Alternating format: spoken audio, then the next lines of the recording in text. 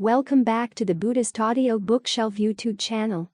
Today, we delve further into the wisdom of meditation by Thanissaro Bhikkhu, also known as Geoffrey DeGraff. We deeply appreciate your support. Please take a moment to like and share this audiobook, helping us expand its reach and granting more individuals access to its profound insights. Don't forget to subscribe to our channel for instant notifications when new content is released. Together, we can disseminate the teachings of meditation and mindfulness, fostering a community dedicated to enlightenment and inner peace. Your participation in our mission to make these transformative teachings universally accessible is truly invaluable. Let's begin today's reading. Cultivate a Limitless Heart. November 24, 2015. We each have our own suffering that no one else can feel. And the work to put an end to suffering is often something that no one else can even see. As we are focused on our own issues, things can get very narrow. On the one hand, it's good that the sufferings that weigh down the mind are things that come from within, because otherwise we'd have to depend on help from somebody else outside to put an end to them. It's good that we can put an end to them ourselves. But there's the other hand. Time can seem very narrow as we are face to face with our own sufferings, face to face with our own stupidity, basically. As Ajahn Suwat used to like to say, ignorance is basically stupidity. Fighting our dilemmas, some of which we really like, is difficult work. But it's important that we keep our work in perspective so that the heart and mind don't become narrow. So react on that passage in the chant we recited just now. Cultivate a limitless heart. A limitless heart is expansive and doesn't see things just from a narrow perspective. It has to take a wider perspective. In other words, our individual issues are not the only issues in the world. The people around us have issues, too. And we have to have some compassion for them. At the same time, they can be very irritating people. For that we need a heart limitless not just in its compassion, but also in its endurance. How do you develop that? Well, paradoxically it's by focusing on little things and having the right attitude toward little things. To begin with, some things are little, but you tend to see them as bigger than they really are. It takes some ear to see that they're actually little and minor, and that your heart is much bigger. Think of that passage in the Sutta where the Buddha says to make your mind like earth. Someone can come and spit and urinate on the earth and dig around in the earth to try to make the earth not earth or to be without earth, but that person's ears are really small and pitiful because the earth is just so huge. Make your mind like space. People can try to write and draw pictures on space, but there's no surface on space, so the pictures have nowhere to stick. Make your mind like the river Ganges. It's a huge river. Someone could take a torch and try to burn up the river, but he'd never be able to burn away even a little bit of it. You want to make the mind that impervious, that solid. This is an issue of endurance. Patience. It's important to see that patience and endurance are very intimately connected with goodwill. You can maintain your goodwill because you can put up with a lot of the stew that's out there in the world, and it doesn't make you wish ill for anyone.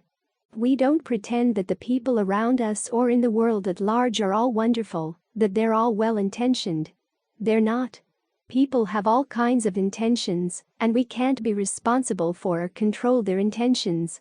But we can be responsible for our own intentions, and we can make our mind large. We wish them goodwill not because they're good, but because we want to master the power of endurance, so that the things that other people do to us are not going to have that much of an impact and persuade us to do unskillful things. So those are the types of little things that you want to keep little. The things other people do, that they say, the way they infringe on your boundaries, where they go against your idea of how things should be done. Learn to regard those actions with some compassion. Learn to regard them with some endurance. Don't let little things like that blow up to become big things. Little issues that would destroy the harmony of the group. Keep them little and make your heart large so that you can endure them. There are other little things, though, that you tend to overlook because they seem so minor, and yet you really should focus on them because this power of endurance, this limitless heart, doesn't start at the edge of the universe and work in. It starts here and moves out. One way of starting here is to look around you and see what needs to be done. There are lots of little things in the monastery that are not assigned as tasks. We each have our own duties, but don't think that just doing your duty is enough, and then you can go back to your hut, go back to your tent, and shut out everything else. Sometimes you look around and see that something a little extra needs to be done. So you do that. Then you go back to meditate. There's a rainstorm forecast for tonight. One of the things you should do is look around you. What needs to be put away, what needs to be said, in case there's rain. Or when you walk down the road and there are some weeds by the side of the road, and as a monk, I can't tell you to pull out the weeds, but the weeds are there and, as they say, you can contemplate them. You don't have to wait for someone else to tell you. Paying attention to little things like this makes life a lot easier for everybody else around. Little things you can do for people, behind their backs, the nice things. Those really make the life at the monastery a lot more pleasant for everyone. Many of us think that the atmosphere is friendly when we sit around and chat a lot. But that doesn't make things friendly. That can actually make things unnecessarily complicated. What makes things friendly is when you see that someone's done some little nice thing for you behind your back or has taken care of some little detail around the monastery, not necessarily for you, but you can see, this person cares about the monastery, this person cares about the community. That's what creates harmony. So, paradoxically, the limitless heart that we're trying to cultivate here focuses on small things of this sort. The small favors we can do for one another, the small tasks we can do not because they're assigned, but simply because we see that they need to be done and are good to do. That opens our own perspective. I remember reading years back of a Western monk who had gone to Thailand. He was saying that originally he looked down on some of the other monks and nuns in the monastery because they'd spend a little time puttering around, taking care of this little thing, that little thing. He felt he was doing some much more important work. He was going to go straight to Nibbana, he wasn't going to go puttering around. But then he found pretty quickly that his practice got dry. He realized that the other people puttering around were actually doing something useful for their own minds. They were developing good qualities. They weren't going dry. These are perfections. Patience, endurance, goodwill, compassion. They all go together and they all help with the meditation. When you focus on doing the little good things, that strengthens your mind and develops the attitude of a limitless heart. In other words, you're here not just to do an assigned job and forget about all the other things that need to be done. You don't have to LL your day with tasks. Just notice little things that need cleaning up, picking up. When you've done your job, say, at the kitchen, your job in the afternoon, look out for any detail that still needs to be taken care of. Do a couple of extra things every day. Get yourself out of yourself. And it's in doing the little things that larger qualities develop. Ajahn Lee makes this point in one of his Dhamma talks. He commented that the Buddha was an enormous person. In his words, he said, his eyes were enormous. They could see the entire world. His mouth was enormous. He could give a Dhamma talk that people continue to repeat thousands of years later. Then he asked, how did the Buddha get large like that? Well, he focused on small things. He made himself totally unimportant. He left the palace, rejected job offers from kings, made himself totally unimportant. There's even a passage in the canon where he says that sometimes he'd be out in the forest meditating, and young boys who were herding cows came by. They would see him and, just for the fun of it, they would urinate on him. And he endured that. In other words, by making himself unimportant, he eventually made himself very important. He focused his attention entirely just on his breath. Remember Stephen Colbert's remark about Buddhism, where he asked, you wrap yourself in a cloth, you sit under a tree, and you breathe? Well, yeah. You get really good at something really small like this, something that no one else cares about, and then, as Ajahn Lee says, your goodness explodes and becomes a limitless heart. So have the right attitude towards small things. Both the small things that should remain small and the other small things where you realize, okay, by focusing on these small things I'm enlarging my heart. That's one of the best techniques for getting yourself out of the sewering of the path, or the sewering of your own sewerings.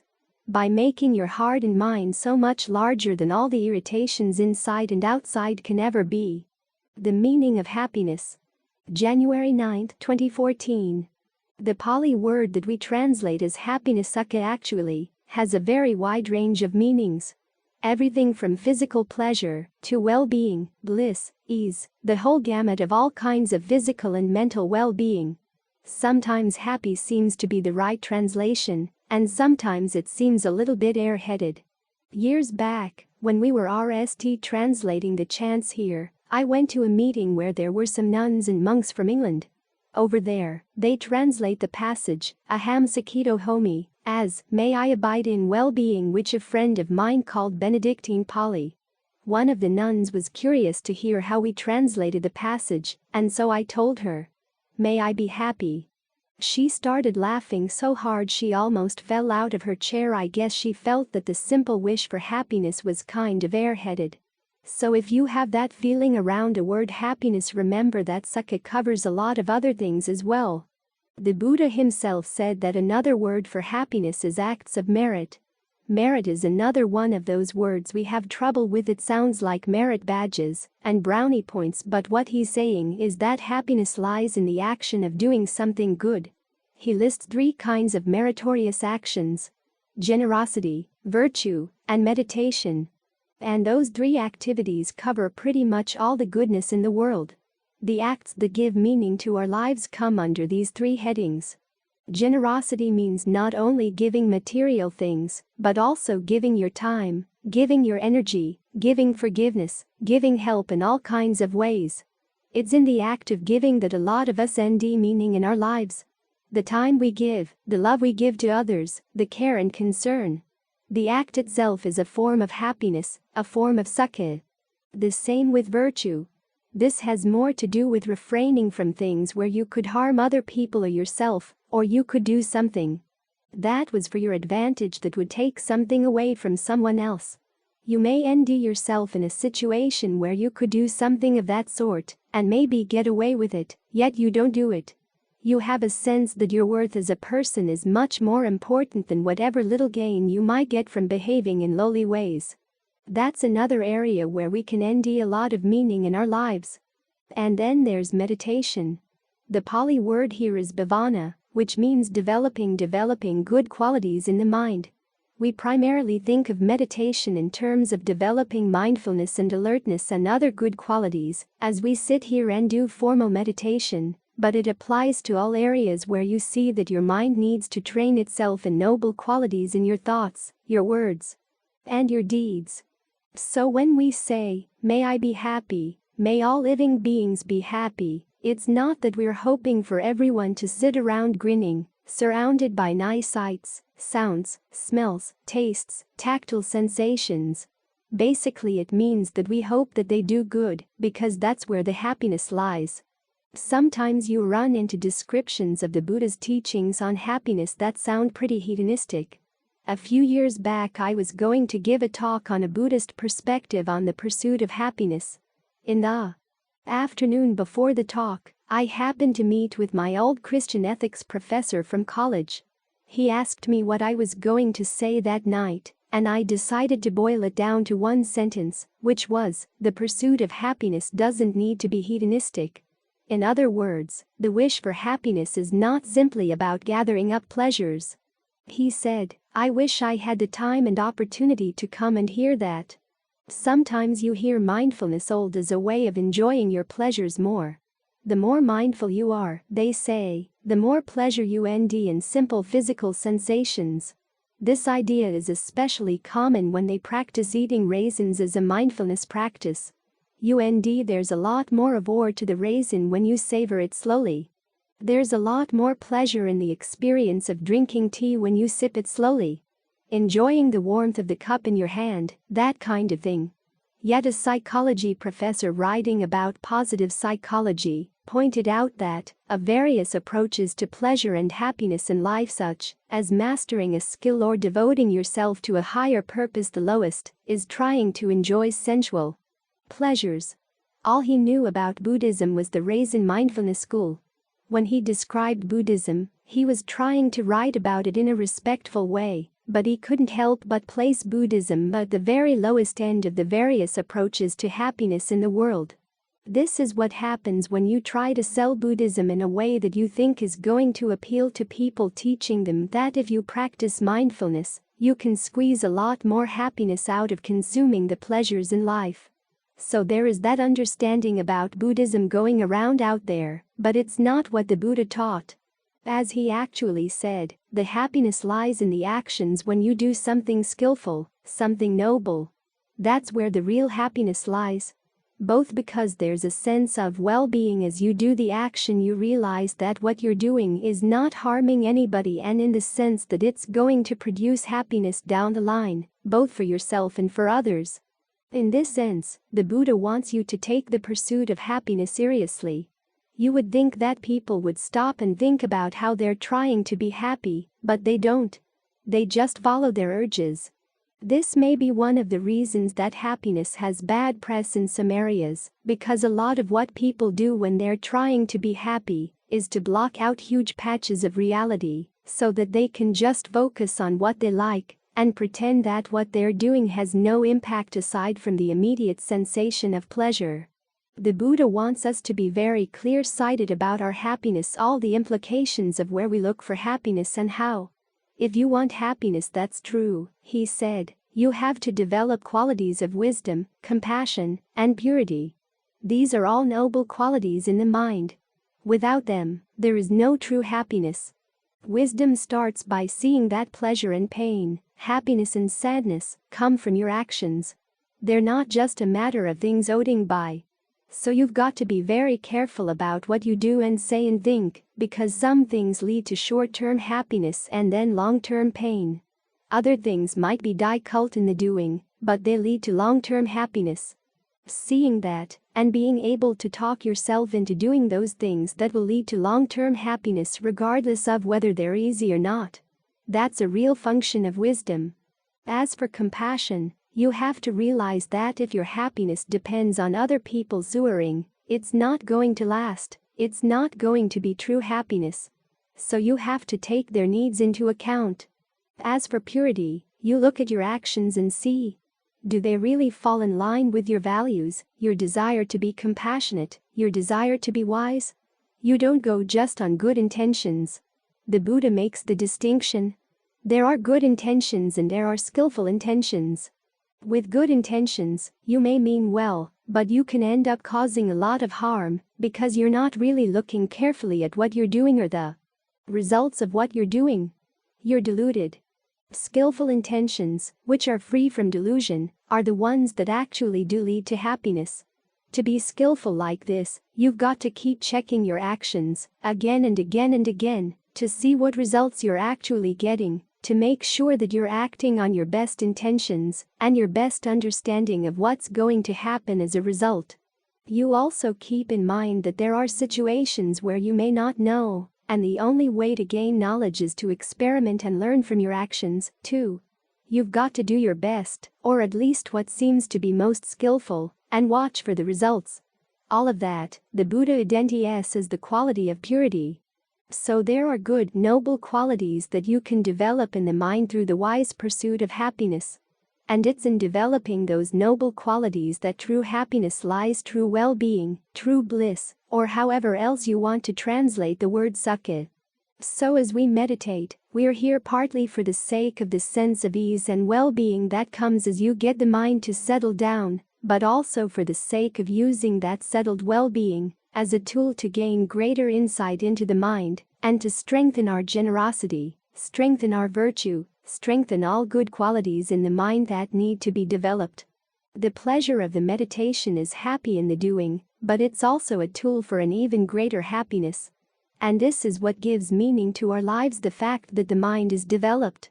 There are a lot of things that we try to accomplish in life that depend on outside situations, projects we'd like to do, goals we'd like to realize in the outside world. Sometimes we actually do accomplish them, but then someone comes along and erases our accomplishment. Look at the tide of history. Things go back and forth, like the tides of the sea, and if your sense of accomplishment or meaning lies in the sense that you've made a permanent change in the world, it's going to be disappointed. It'll be washed away, like sand castles when the tide turns. I remember listening to a lawyer who had argued many cases before the Supreme Court. He was talking about how, when he started out his career, things seemed to be heading toward greater and greater freedom, greater equality, and greater goodness in general, but then the tide turned, and he saw all his accomplishments being frittered away by one court case after another. So if you're looking for meaning in those terms, the world is a pretty cruel and heartless place. But if you look in terms of the good qualities you can develop in the mind, they don't have to depend on the world outside. And the actions that you do that are skillful, that are meritorious, that are meaningful, these are things that give real meaning to life. The qualities of virtue, generosity, and all the other things that the Buddha describes as inner treasures or inner perfections. Those are what real happiness means. Examine your happiness. December 28, 2014. During my years in Thailand, I was often asked why I ordained, why I was interested in Buddhism, but one time I was asked a more specific version of that question. What was it that Ajahn Fuang taught that attracted me to him particularly? I didn't have a ready answer right away, but as I thought about it, I began to realize that there was one teaching that had really struck me when I went to stay with him, which is that this practice is all about purifying the heart. As he said, everything else in the practice is just games. The real thing, the serious part, the earnest part of the practice, is purifying the heart. That resonated. When we think in these terms, it helps give a sense of direction to what we're doing and helps us check what we're doing. There's a passage where the Buddha says, you know another person's purity by the way that person has dealings with others. In other words, when you engage in a trade, are you fair? When you engage in an argument, are you fair? Do you take advantage of other people's weaknesses? Do you make underhanded arguments? Do you take more from others than you give, or do you give more? You can use the same principle looking at the mind to glean out what is meant by purity of heart and mind. How does your mind deal with itself? How do you deal with the world? Basically, how do you feed on the world? How do you look for your pleasure? How do you look for your happiness? Do you give more than you take, or do you take more than you give? When the Buddha uses the metaphor of feeding, it has a really deep meaning, because you begin to realize that ultimately the only pure happiness is one where you're not feeding at all, in any way, physically or mentally. But on the way there, you're going to have to feed. First, though, it's good to think about happiness. What is happiness? The Pali term sukha has a wide range of meanings. It starts with basic pleasure and ease and works up to well-being and bliss. But it's one of those terms that the Buddha never denies. Lots of other terms he denies very precisely, but some of the really basic terms mind citta, happiness sukha, and stress dukkha never get denied. The teaching is basically about training the mind to end stress and end true happiness, but of these terms, only training is denied. In the case of happiness and stress, he gives examples, but he doesn't provide a formal definition. And I think part of the reason is that he wants you to take a close look at where you search for your happiness and what you regard as happiness. The same with dukkha. He wants you to look at the direct experience of stress ensuing in your internal sense of your mind. Your understanding of all these terms is going to develop and grow more renewed as you practice, as you look at them more carefully. So it's good to stop and think. What does happiness mean to you? How do you go about it? What kind of trades do you make with the world? What kind of deals do you make with the world in order to get the happiness you want? And what are the results? As the Buddha said, the happiness we're looking for in the practice is one that's not only solid, but also blameless. In other words, in your trades with the world and in the way you feed the world, are you giving more than you take? Are you taking more than you give?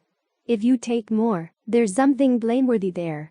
If there's any harm involved in what you're doing, either harming yourself by breaking the precepts, trying to incite yourself to passion, aversion, and delusion, or harming others by getting them to do those things, then there's something in your happiness that's not pure. There's also the issue of the effort you put into that happiness. Is it worth it? Do you really get the happiness you want from it? What's the cost of this happiness you're pursuing? You want to look at this balance sheet very carefully. One of the reasons we practice concentration is to gain a sense of the range of happiness, the range of well-being that the mind is capable of. For a lot of people, sitting and meditating is not easy. Almost everyone has hardships. The few people who don't have hardships, as I've said many times, are like owers that were ready for the Buddha to pick. We weren't ready at the time, so we still have to struggle. The Buddha was often clear about the fact that skillful practices can involve both pain and pleasure, and that unskillful practices can involve both pleasure and pain. You've got to look past the immediate pleasure and pain to sort out which kind of happiness, in the long term, is worth pursuing. With every effort you make, you want to examine what's the amount of happiness you gain as a result. Psychologists have noticed again and again. And not just psychologists, almost everyone has noticed this in other people, that we tend to overestimate certain pleasures, the ones we like to like. We dress them up for ourselves to make us want to go back to them again and again. Yet when you actually look at the direct experience of these things, there's not much there. So the Buddha wants you to get a better sense of what happiness is, what well-being is, what bliss is.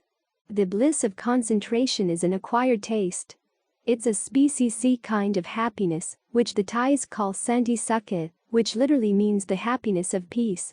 This is a basic level of well-being that we tend to overlook because it carries no excitement, no thrills.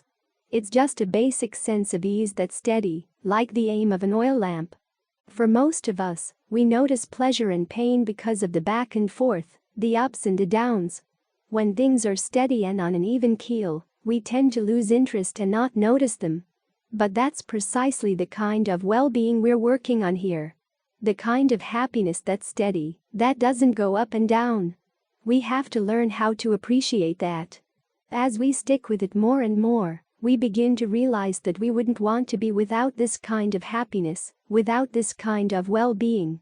But then the next question is it really steady? As you examine it, you indeed that it, too, involves a certain level of feeding. You're feeding of the breath, the ease you can create with the breath. You're also feeding of the steadiness of the intentions that keep you here. But over time, you get more and more sensitive to the fact that even the steadiness of concentration is not totally steady. It involves a very subtle kind of movement, back and forth, sometimes more intense, sometimes less, but there's always a slight inconsistency to it. You want to get sensitive to that, because that's what motivates you to look for something better. But in the beginning of your concentration practice, you want to focus on the steadiness. That's what motivates you to get into the concentration to begin with, and to try to stay there. We often hear the Buddha talking about how the V aggregates are stressful because they're inconstant, and as a result we're taught not to identify with them, but there are levels of the teaching where the Buddha says you don't focus on that yet.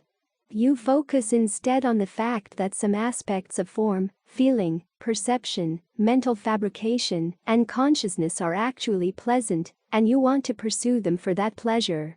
There's the pleasure of the precepts, the pleasure of generosity, both of which are conditioned things. There's the pleasure in concentration, which is also conditioned, and you want to motivate yourself to develop that and to appreciate it, so that it can provide you with nourishment on the path. If you jump right in and say, well, everything is inconstant, stressful, and not self, so let's just go beyond the concentration and move on to the next step, not bother with working on the concentration, that simply short-circuits the path. It starves the path. You're gaining training in happiness, you're gaining sensitivity in what it means to experience well-being, so that you'll be able to recognize the ultimate well-being when it comes. Even though the path involves a kind of feeding, It's the kind of feeding you need so that you're not feeding on something more blameworthy, something more unskillful. This is the happiness that's relatively pure, not absolutely pure, because there's still a kind of eating. Still, at this point you need to feed, so you go for what's relatively better. As the Buddha noticed when he was practicing, if he didn't eat, he couldn't practice right concentration. The body needs nourishment, the mind needs nourishment, but you need to learn to be pure in your dealings with other people. You need to try to be fair. Having this internal source of food helps you to be less grasping and needy in your dealings with others. Still, there comes a point when you realize that even the purity of concentration is only a relative kind of purity. You want to look deeper. The only absolutely pure way that you can engage with the world is if you don't have to feed on it anymore. You don't have to take anything. This is why the arahants don't store up food. A lay person who becomes an arahant has to ordain because that person just doesn't want to store food, doesn't want to take from the world anymore. Such a person is willing to live what is day by day. The idea of going out and taking things from other beings is repugnant. Only if those beings are happy to give it do arahants want to receive. So take a good close look at what well-being means to you. What is happiness? What is pleasure? What does ease mean to you? What does bliss mean to you? In English, we talk about blissing out, with the emphasis usually on the out, in that the pleasure is making you oblivious, which is the problem with that kind of bliss. But what would true bliss mean where you're not blissing out, but just blissing where there's just bliss and lots of awareness, with no feeding at all? Your dealings with the world are entirely pure. What would that be like? A happiness that doesn't involve any feeding. It's hard for us to imagine that because all of our happiness involves feeding one way or another, and it's good to become sensitive to that fact. So even though a totally pure happiness may be a long way away, we can be more and more pure in our dealings with the world as we try to end happiness and gure out what happiness is, realizing that certain types of happiness that we've enjoyed in the past, when you really start looking at them carefully, are really not worth it. Happiness that comes from gain, status, praise. You want to be able to see through that so that you don't go trying to grab it from the world. Instead, you want to turn inside and see what is it about the way the mind relates to itself. What are your dealings with your own mind, and to what extent are you honest with yourself about what happiness is, and in what you're doing to get it? And what are the results of the way you're getting it? How do these things all balance out? It's in sensitizing yourself to these issues that you get a better and better sense of what a pure happiness would be. So these are some of the reasons why the Buddha doesn't in terms like happiness and suffering, because all too often if you think of the term as dened, and you assume you know it when actually you don't. Happiness is an unknown term that's really important in our lives, and yet all too often we don't really look carefully at the experience of happiness. We don't think seriously about happiness. We just see other people going for this pleasure or that, and we think it looks like fun, so we follow them without really looking at what we're doing. The Buddha wants you to look very carefully inside yourself. What are your dealings with the world? What are your dealings inside over the issue of happiness? To what extent do you lie to others? To what extent do you lie to yourself? To what extent do you harm others? To what extent do you harm yourself in your search for happiness? Can you clean up your act? This is something we all have to look at deeply within ourselves in order to answer properly. But the proper answer is, yes, you can do it. You can clean up your act if you see that it's important enough. So try to nurture that sense of its importance. After all, we live for the sake of happiness. Everything we do is for the sake of pleasure, so let's make it a pure pleasure, a pure happiness, a pure bliss that involves no harm, no feeding at all. Don't underestimate merit. November 12, 2015. We're meditating, which is a meritorious activity. Panna is the Pali word. There's no good English translation yet. Maybe someday someone will come up with a good one. We usually translate it as merit, and it sounds like brownie points and merit badges. It creates an image of grasping at more happiness for yourself. And in a way it is, but we're looking for a happiness that doesn't create boundaries. Most ways in which people look for happiness create boundaries because if happiness is dependent on having a particular relationship with a particular person or having a particular level of wealth, then when one person gains, somebody else has to lose. That kind of situation is what creates boundaries, creates divisions. As the Buddha said, it's a blameworthy happiness because it depends on taking something from somebody else. Whereas the forms of happiness that qualify as merit, and the Buddha says that activities of merit are another name for happiness, help to erase boundaries. Generosity. You're giving something away to someone else. That creates a relationship right there. Erases a boundary. When you buy or sell something, there's a boundary. The fact that money has to change hands is what creates the boundary. But when something is given, that boundary gets erased. The same with following the precepts. You realize that your true well-being has to depend on not harming other beings. So you don't kill, you don't steal, you don't have illicit sex, you don't lie, you don't take intoxicants. At the same time, you're looking after your own welfare because you don't create the kind of karma that will come back and bite you. Other people being tea, you being tea, too. In fact, when the Buddha talks about helping other people, it's basically getting them to observe the precepts as well. After all, they are agents and they're going to be reaping the results of their actions, so you want to encourage them to do things that will reap happiness for them. And that moves into the meditation, which is also an activity in which you create happiness for yourself that spreads out to others. The fact that you're dealing with your greed, aversion, and delusion, trying to make them weaker, trying to make them less likely to burst out of their cages and go prowling around the neighborhood. That means that other people are going to be in tea. They don't have to be victims of your greed or your aversion or your delusion. So it's good to remember that as we meditate here, it's not just for us. We're doing something that spreads its goodness around, spreads its happiness around, without any set boundaries. Living as a monk makes this especially clear. Back when I was living in Thailand, it was frequent that when I was going for alms, some very, very poor people would put food in my bowl. I remember one couple in particular. There were just the two of them. They'd recently gotten married. They had a little shack just big enough for the two of them to sleep in, and the rudiments of a kitchen out back. But every day, they put some food in my bowl. Some rice and a piece of sausage or some dried sh. I'd get back to the monastery, eat their food, and warn myself, okay, today you're the bean-siri of a poor person's generosity. You can't be sloppy in your meditation. You can't be lazy. You've got to do this for them. But even as a layperson sitting here meditating in the monastery, you're surrounded by people's generosity. The land was donated. This sala was built by people's donations. Everything inside here is a gift so that we can meditate, and then we can bean tea others through our meditation. So try to keep that larger perspective in mind. Especially when you feel like you're tired in the evening and say to yourself, well, that's enough for tonight. You have to ask yourself, well, have you done a little extra for others? Is that enough?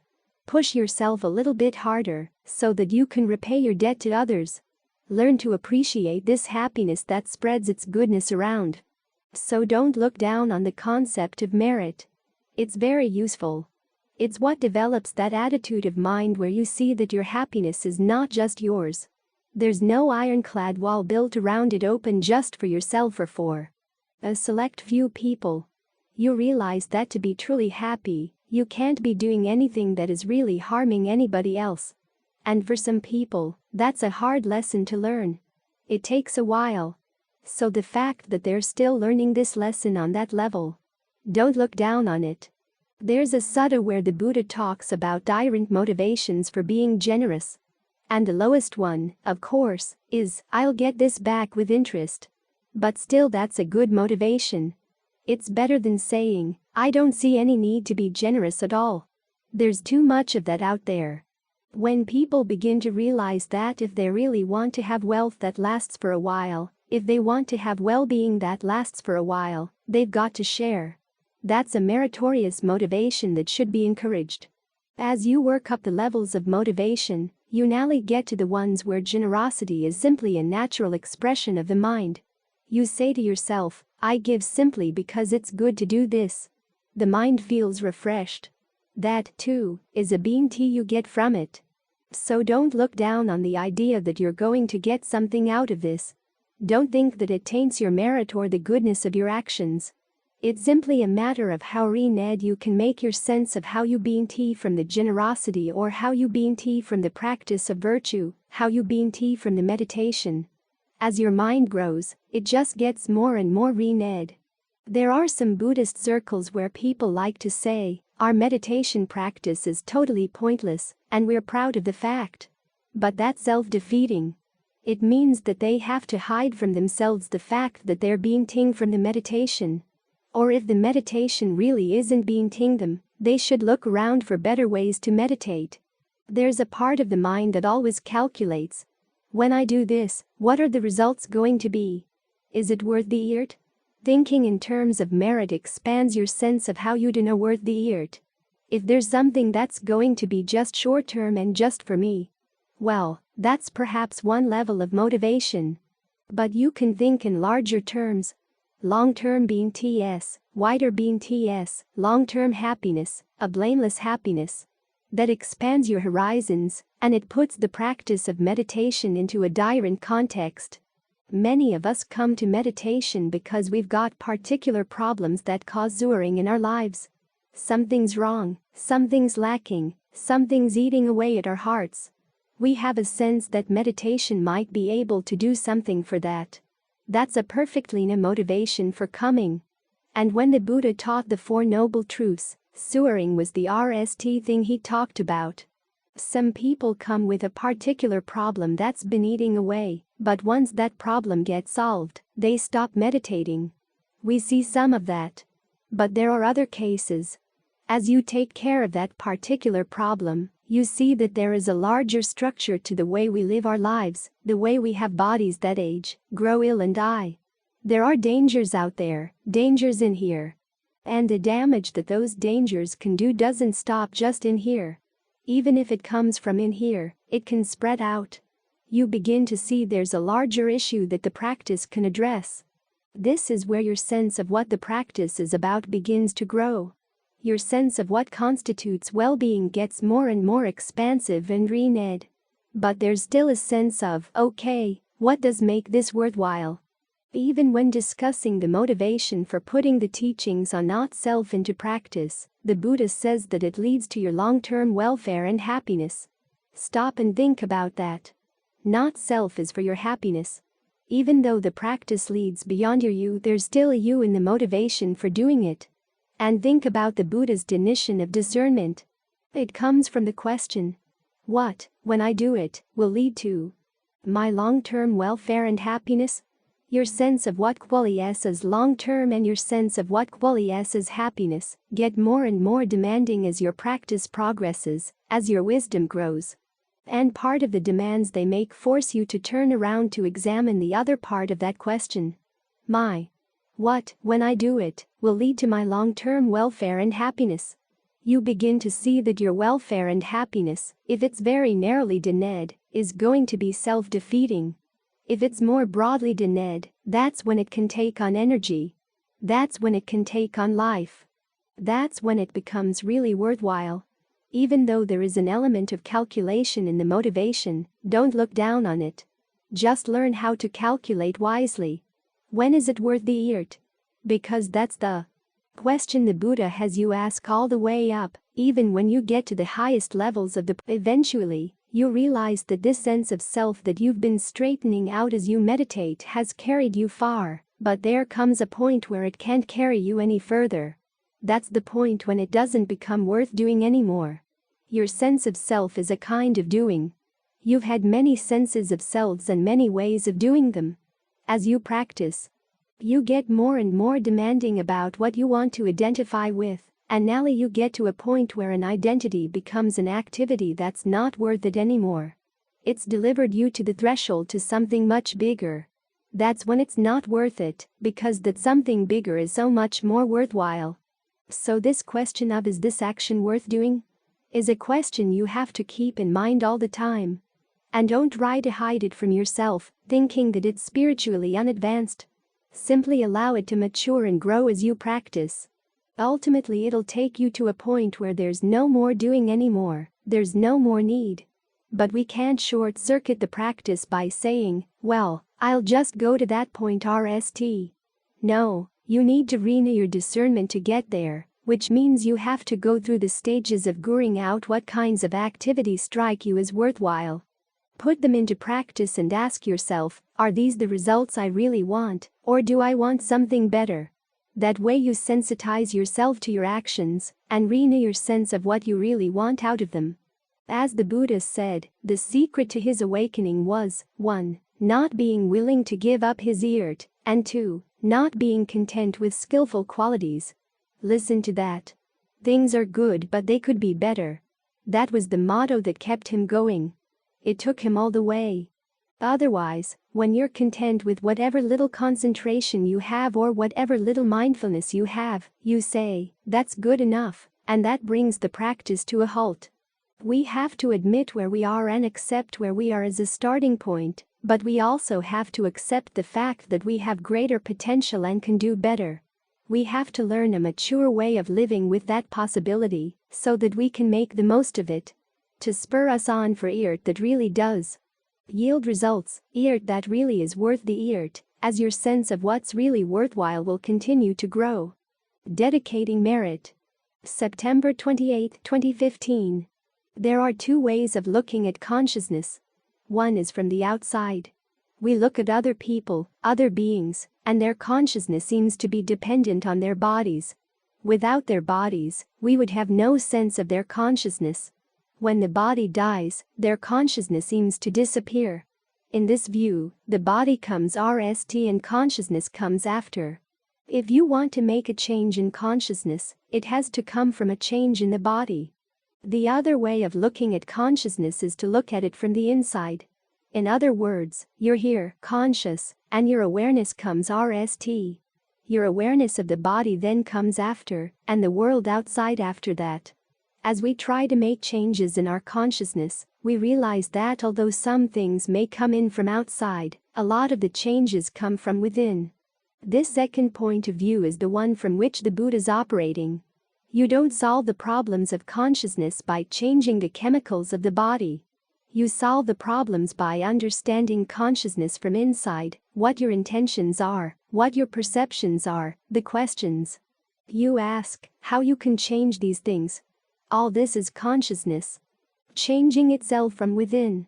In this case, consciousness is prior. If it weren't, meditation wouldn't be doing anything useful at all. But it is doing something. It's changing our minds.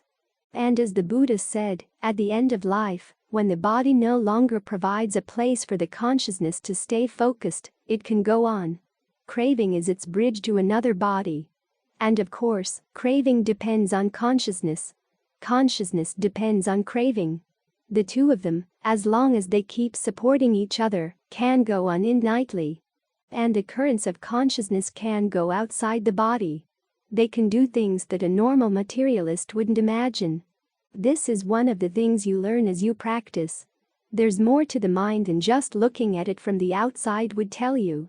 Several years back I gave a Dhamma talk at a meditation center.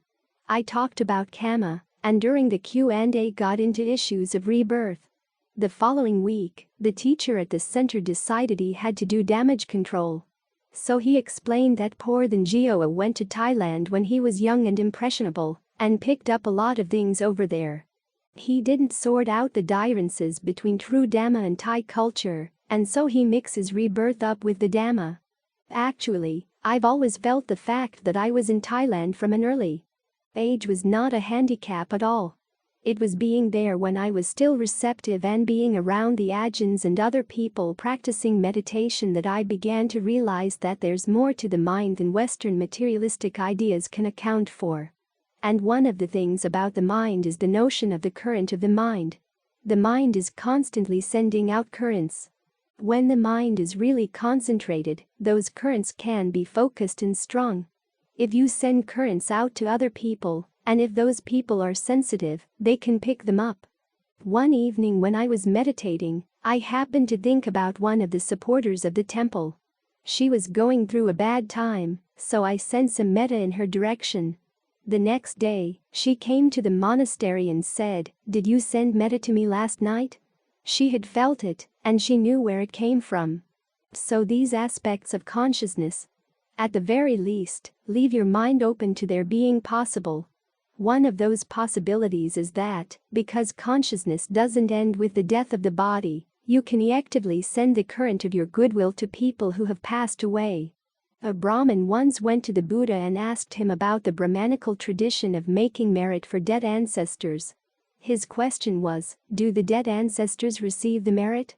And the Buddha said, if they're in a position where it's possible for them to receive it, they will. And that possible position was the realm of the hungry ghosts. Now this can be seen as something of an insult to the Brahmins. They called their ancestors Peta, which originally meant father, and now when the Buddha talked about Petas, he was portraying them as hungry ghosts.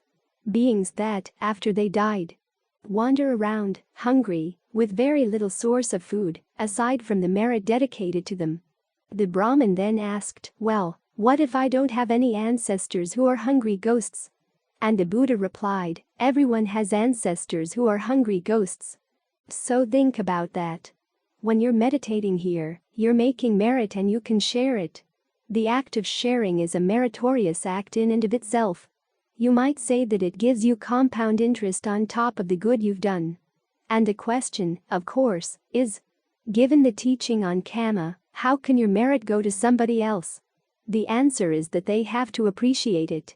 That appreciation is a meritorious act on their part.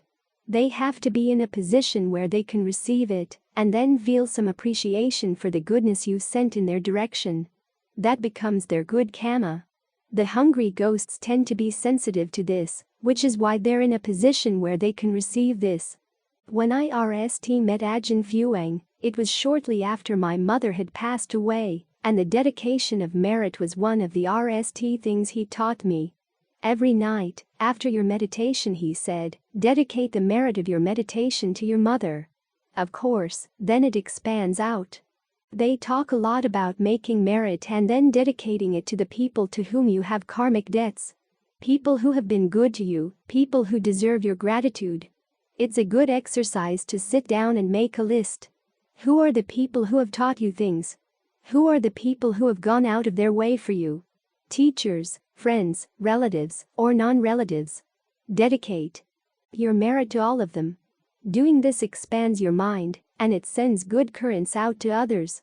Whether or not you can follow the currents and check on the recipients, it's always a good attitude to say to yourself, I'm just going to spread it out, regardless. After all, there are some hungry ghosts who are receptive, and others who are not. I've told you the story of Mahakwan. He was a monk at Wat Makat who was very deeply into the Buddha image business. People would come from different parts of Thailand with Buddha images, or parts of Buddha images, heads, hands, or whatnot. And they would come around 2, 3, 4 a.m. No questions were asked as to where they got these things.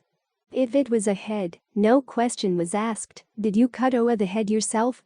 Mahakwan had money in his drawer. People could take the money, and then he had arrangements that I don't know exactly how many intermediaries there were eventually got these Buddha images and parts of Buddha images onto the international art market. So who knows? When you go to a house here in America with a Buddha head or hand on the koi table, it may have gone through Mahakwan. At any rate, he was Oa in an isolated part of the monastery. There were no other monks living nearby and he liked it that way.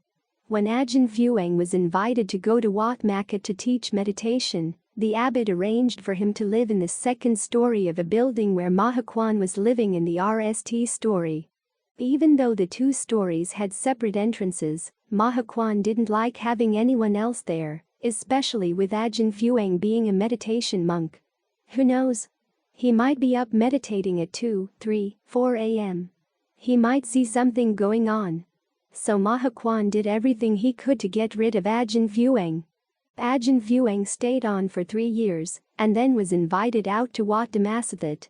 Shortly after he left Wat Makhat, Mahakwan was found stabbed to death, and then nobody would live in the building after his death, for fear of the ghost. A couple of years later, Ajahn Fuang was invited back to Wat Makhat to teach meditation, and found himself back in the second story of the same building.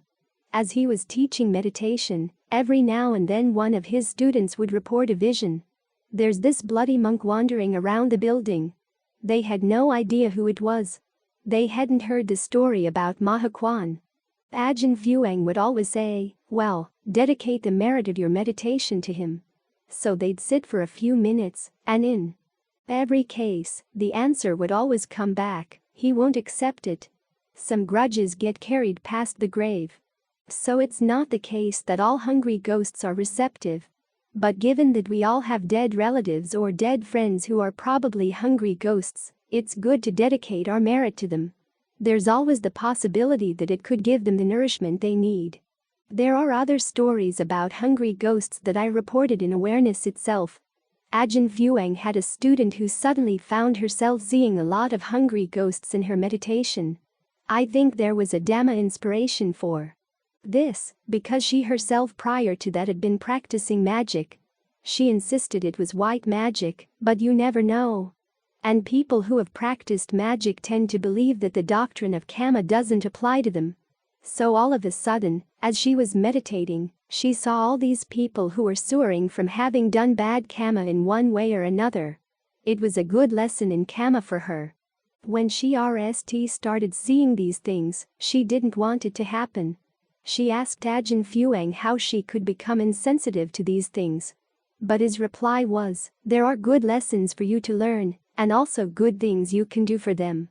So he told her, whenever you see a hungry ghost, ask it what it did to put itself in that position. Then dedicate the merit of your meditation to them, in case they might be in a position to receive it, and being tea from it. So she found that, as she would ask these questions, they were quite honest in saying, "I did this, I did that." But she also found that, after she had dedicated the merit of her meditation to them, some of them would actually change from their status as a hungry ghost to something much better, but others would not. They weren't yet ready. This is why, as I said this afternoon, there's no expiry date on how long you can dedicate merit to somebody after they've died. There doesn't come a point where they can't receive it anymore. In some cases, their karma doesn't allow them to pick up on a dedication of merit for a while. If they're in a position where their karma allows it, when they're sensitive to it, and they're appreciative, then the merit does go to them because they make merit in their act of appreciation. So remember that the ways of consciousness are a lot subtler and contain a lot more possibilities than our normal Western upbringing would allow for. It's also helpful to remember that we're here in a large fabric of interconnected people. People we've depended on, people we've been teed from, and now we're in a position to being tea them in return. The attitude that's willing to being tea others is an important nourishment for your own concentration. This is why dedicating merit is good for you, too. It broadens your mind, makes you more appreciative of the goodness that you've received from others, and of the possibility to pass that goodness on. And it gives further motivation to put more effort into the practice. Sometimes you may say, "Well, that's enough for me tonight," but then you can ask yourself, is this enough for all the people I'd like to help? Push things a little further so that you have enough goodness not only for yourself, but also enough to pass around. In alignment with the Buddha's teachings, we underscore the tremendous significance of sharing wisdom widely. At present, we've converted this extensive 1,000-page work into a user-friendly audio format. The responsibility to advance this noble endeavor now lies with you. Through your subscriptions, likes, and the sharing of our content, you play a pivotal role in the widespread distribution of these teachings, benefiting countless others. Let's continue the age-old tradition of knowledge dissemination and the nurturing of mindfulness for the greater good of humanity. We wholeheartedly invite you to join us in this undertaking, and together, we can effect profound and positive changes in the lives of many.